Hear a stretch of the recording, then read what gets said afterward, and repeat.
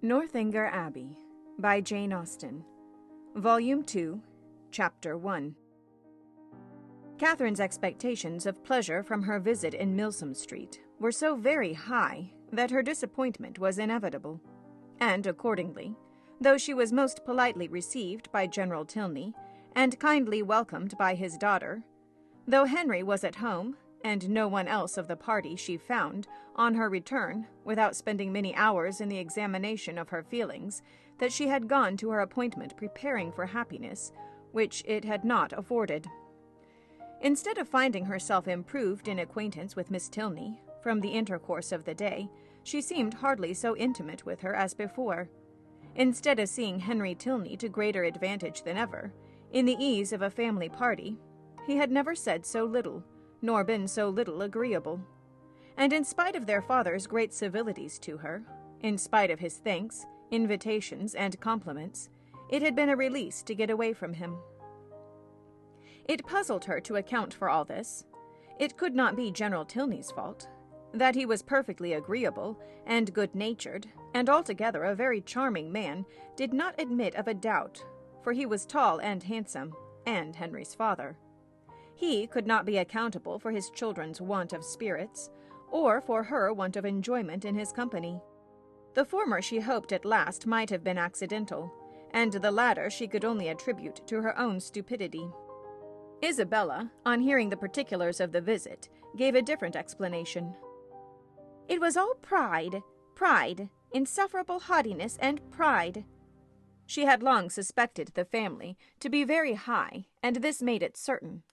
Such insolence of behavior as Miss Tilney's she had never heard of in her life.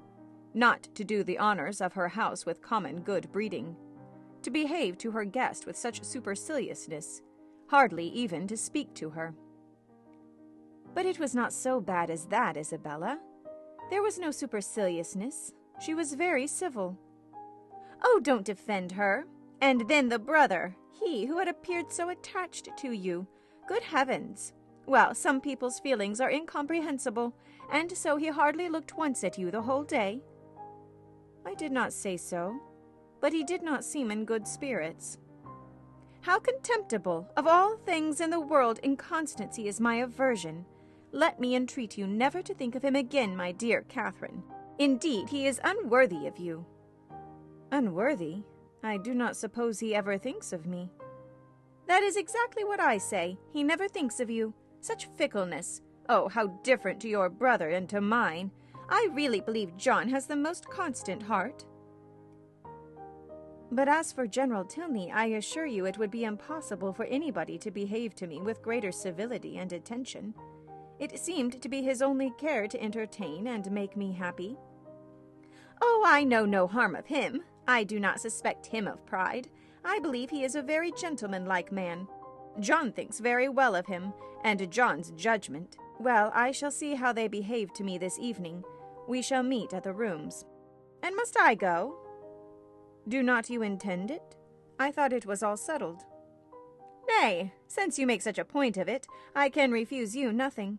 But do not insist upon my being very agreeable, for my heart, you know, will be some 40 miles off. And as for dancing, do not mention it, I beg. That is quite out of the question. Charles Hodges will plague me to death, I dare say, but I shall cut him very short. 10 to 1, but he guesses the reason, and that is exactly what I want to avoid, so I shall insist on his keeping his conjecture to himself. Isabella's opinion of the Tilneys did not influence her friend. She was sure there had been no insolence in the manners either of brother or sister, and she did not credit there being any pride in their hearts. The evening rewarded her confidence. She was met by one with the same kindness, and by the other with the same attention as heretofore. Miss Tilney took pains to be near her, and Henry asked her to dance. Having heard the day before in Milsom Street that their elder brother, Captain Tilney, was expected almost every hour, she was at no loss for the name of a very fashionable-looking, handsome young man, whom she had never seen before, and who now evidently belonged to their party. She looked at him with great admiration, and even supposed it possible that some people might think him handsomer than his brother, though in her eyes his air was more assuming, and his countenance less prepossessing. His taste and manners were beyond a doubt decidedly inferior, for, within her hearing, he not only protested against every thought of dancing himself, but even laughed openly at Henry for finding it possible. From the latter circumstance it may be presumed that whatever might be our heroine's opinion of him, his admiration of her was not of a very dangerous kind, not likely to produce animosities between the brothers, nor persecutions to the lady. He cannot be the instigator of the 3 villains in horsemen's greatcoats, by whom she will hereafter be forced into a travelling chaise and 4, which will drive off with incredible speed. Catherine, meanwhile, undisturbed by presentiments of such an evil, or of any evil at all, except that of having but a short set to dance down, enjoyed her usual happiness with Henry Tilney, listening with sparkling eyes to everything he said, and, in finding him irresistible, becoming so herself. At the end of the first dance, Captain Tilney came towards them again, and much to Catherine's dissatisfaction pulled his brother away.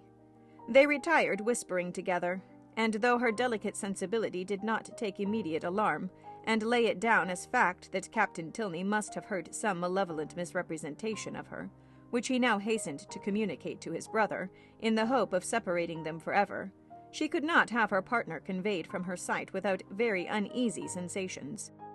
Her suspense was of full 5 minutes' duration, and she was beginning to think it a very long quarter of an hour, when they both returned, and an explanation was given by Henry's requesting to know if she thought her friend, Miss Thorpe, would have any objection to dancing, as his brother would be most happy to be introduced to her. Catherine, without hesitation, replied that she was very sure Miss Thorpe did not mean to dance at all. The cruel reply was passed on to the other, and he immediately walked away. "Your brother will not mind it, I know," said she, "because I heard him say before that he hated dancing. But it was very good-natured in him to think of it. I suppose he saw Isabella sitting down and fancied she might wish for a partner. But he is quite mistaken, for she would not dance upon any account in the world." Henry smiled and said, "How very little trouble it can give you to understand the motive of other people's actions." "Why? What do you mean?" "With you it is not. How is such a one likely to be influenced? What is the inducement most likely to act upon such a person's feelings, age, situation, and probable habits of life considered? But how should I be influenced? What would be my inducement in acting so and so?"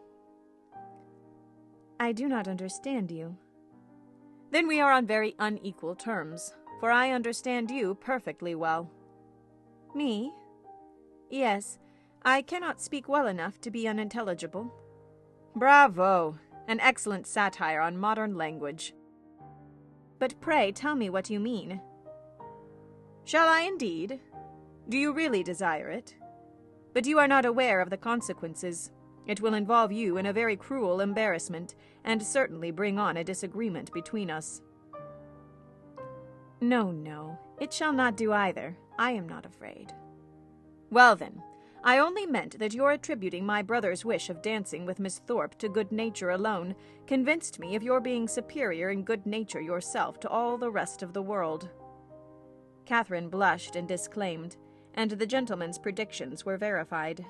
There was a something, however, in his words which repaid her for the pain of confusion, and that something occupied her mind so much that she drew back for some time, forgetting to speak or to listen, and almost forgetting where she was, till, roused by the voice of Isabella, she looked up and saw her with Captain Tilney preparing to give them hands across. Isabella shrugged her shoulders and smiled, the only explanation of this extraordinary change which could at that time be given. But as it was not quite enough for Catherine's comprehension, she spoke her astonishment in very plain terms to her partner. "I cannot think how it could happen. Isabella was so determined not to dance." "And did Isabella never change her mind before?" "Oh, but because... And your brother, after what you told him from me, how could he think of going to ask her?" "I cannot take surprise to myself on that head. You bid me be surprised on your friend's account, and therefore I am. But as for my brother, his conduct in the business, I must own, has been no more than I believed him perfectly equal to." The fairness of your friend was an open attraction. Her firmness, you know, could only be understood by yourself."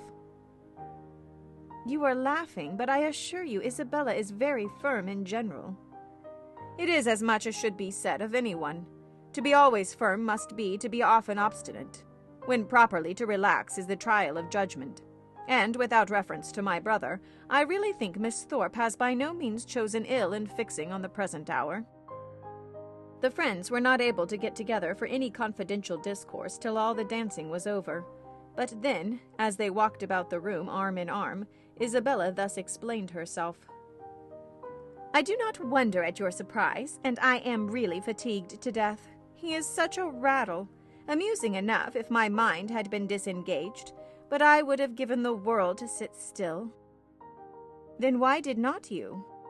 "Oh, my dear, it would have looked so particular, and you know how I abhor doing that.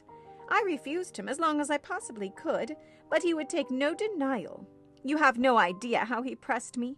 I begged him to excuse me and get some other partner, but no, not he. After aspiring to my hand, there was nobody else in the room he could bear to think of, and it was not that he wanted merely to dance. He wanted to be with me. Oh, such nonsense! I told him he had taken a very unlikely way to prevail upon me. For, of all things in the world, I hated fine speeches and compliments. And so, then I found there would be no peace if I did not stand up. Besides, I thought Mrs. Hughes, who introduced him, might take it ill if I did not. And your dear brother, I am sure he would have been miserable if I had sat down the whole evening. I am so glad it is over. My spirits are quite jaded with listening to his nonsense. And then, being such a smart young fellow, I saw every eye was upon us." "He is very handsome indeed." "Handsome? Yes, I suppose he may. I dare say people would admire him in general, but he is not at all in my style of beauty. I hate a florid complexion and dark eyes in a man. However, he is very well. Amazingly conceited, I am sure. I took him down several times, you know, in my way." When the young ladies next met, they had a far more interesting subject to discuss. James Morland's second letter was then received, and the kind intentions of his father fully explained. A living, of which Mr. Morland was himself patron and incumbent, of about £400 yearly value, was to be resigned to his son as soon as he should be old enough to take it. No trifling deduction from the family income. No niggardly assignment to one of 10 children. An estate of at least equal value, moreover, was assured as his future inheritance. James expressed himself on the occasion with becoming gratitude, and the necessity of waiting between 2 and 3 years before they could marry, being, however, unwelcome, no more than he had expected, was borne by him without discontent. Catherine, whose expectations had been unfixed as her ideas of her father's income, and whose judgment was now entirely led by her brother, felt equally well satisfied, and heartily congratulated Isabella on having everything so pleasantly settled. "It is very charming indeed," said Isabella, with a grave face. "Mr. Morland has behaved vastly handsome indeed," said the gentle Mrs. Thorpe, looking anxiously at her daughter. "I only wish I could do as much. One could not expect more from him, you know. If he finds he can do more by and by, I dare say he will, for I am sure he must be an excellent good-hearted man. 400 is but a small income to begin on indeed, but your wishes, my dear Isabella, are so moderate. You do not consider how little you ever want, my dear." "It is not my own account I wish for more, but I cannot bear to be the means of injuring my dear Morland, making him sit down upon an income hardly enough to find one in the common necessaries of life. For myself it is nothing. I never think of myself." "I know you never do, my dear, and you will always find your reward in the affection it makes everybody feel for you. There never was a young woman so beloved as you are by everybody that knows you, and I dare say when Mr. Morland sees you, my dear child— But do not let us distress our dear Catherine by talking of such things. Mr. Morland has behaved so very handsome, you know. I always heard he was a most excellent man, and you know, my dear, we are not to suppose that if you had had a suitable fortune, he would have come down with something more, for I am sure he must be a most liberal-minded man." Nobody can think better of Mr. Morland than I do, I am sure.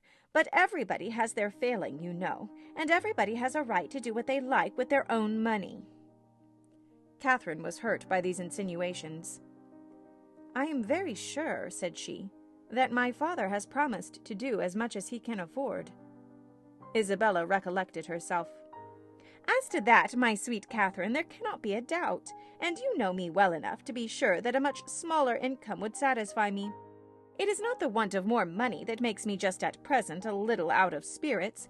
I hate money, and if our union could take place now upon only £50 a year, I should not have a wish unsatisfied. Ah, my Catherine, you have found me out. There's the sting.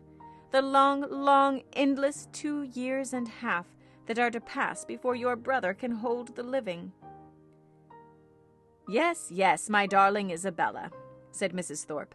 "We perfectly see into your heart. You have no disguise.